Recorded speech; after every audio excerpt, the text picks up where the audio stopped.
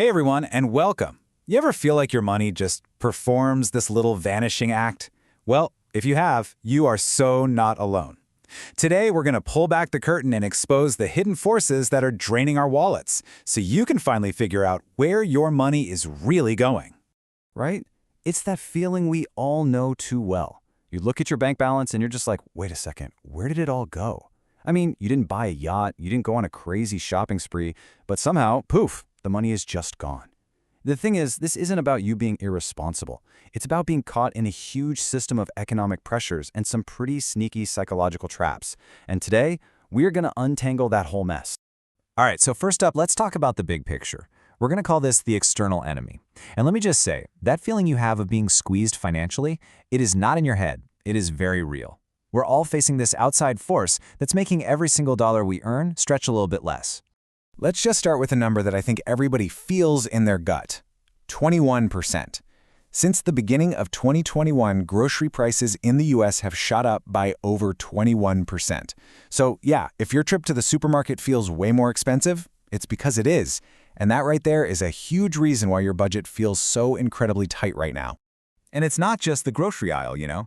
The broader economy is facing some serious headwinds. Experts are talking about something called a growth recession.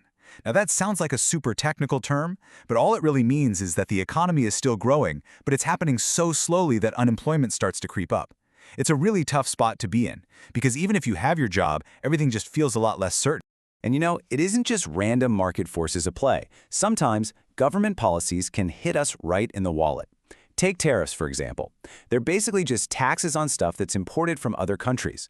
But what they end up doing is driving up the cost of all sorts of everyday things. The bottom line? We end up paying more for stuff like clothes, food, and even cars. Okay, so the economy is a big piece of the puzzle for sure. But it is only part of the story.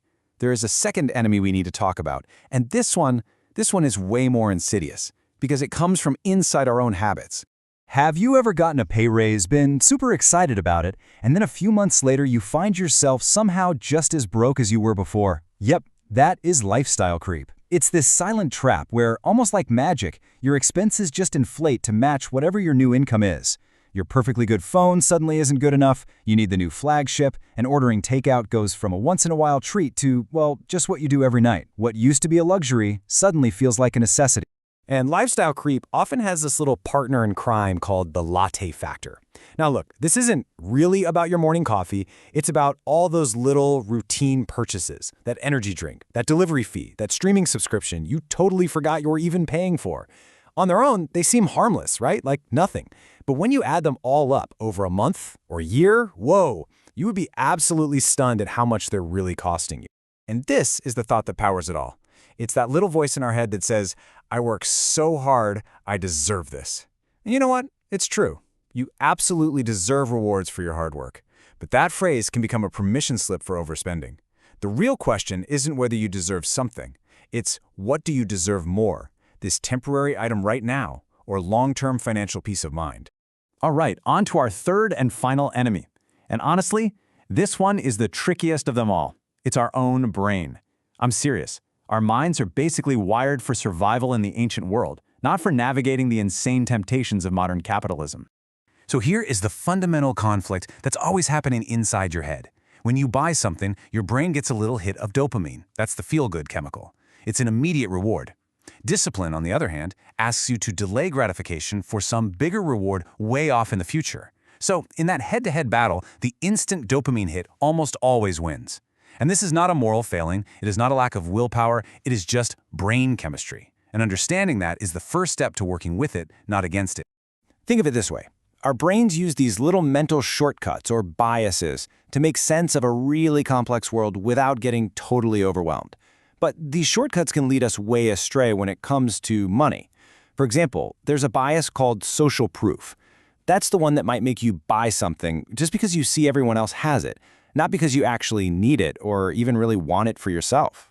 And guess who knows all about these brain shortcuts? Marketers. They are experts at exploiting them. They'll frame a $1,200 phone as just $50 a month. They use social media to create this intense fear of missing out. They'll even target you with ads when their data shows you're most vulnerable, like when you're feeling stressed or sad. They aren't just selling you a product, they are selling you a feeling of relief.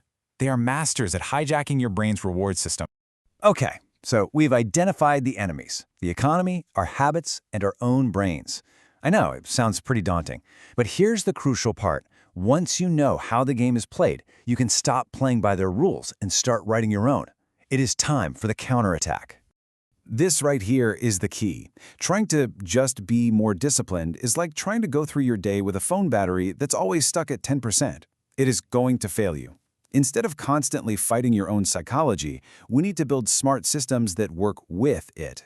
So here is a simple 4-step plan to build that system. Number 1, automate everything that matters. Pay yourself first by setting up automatic transfers to savings and investments. The money is gone before you can even miss it. Number 2, use the 24-hour rule. For any non-essential purchase, just give yourself 1 day. That lets that emotional, dopamine-driven urge fade away so your rational brain can take over. Number 3, add friction to dumb spending. Make impulse buying harder on yourself.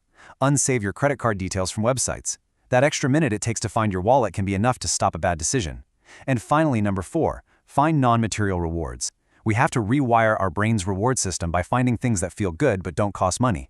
A walk outside, a call with a friend, mastering a new skill. Find rewards that actually enrich your life, not just your shopping cart. So let's end with this thought. So much of our spending is driven by trying to keep up with a life that's been perfectly curated for social media. But what if the real win isn't catching up to everyone else's highlight reel? What if it's about opting out of that race entirely and defining success on your own terms? It is your money, it's your life, it's time to start playing your own game.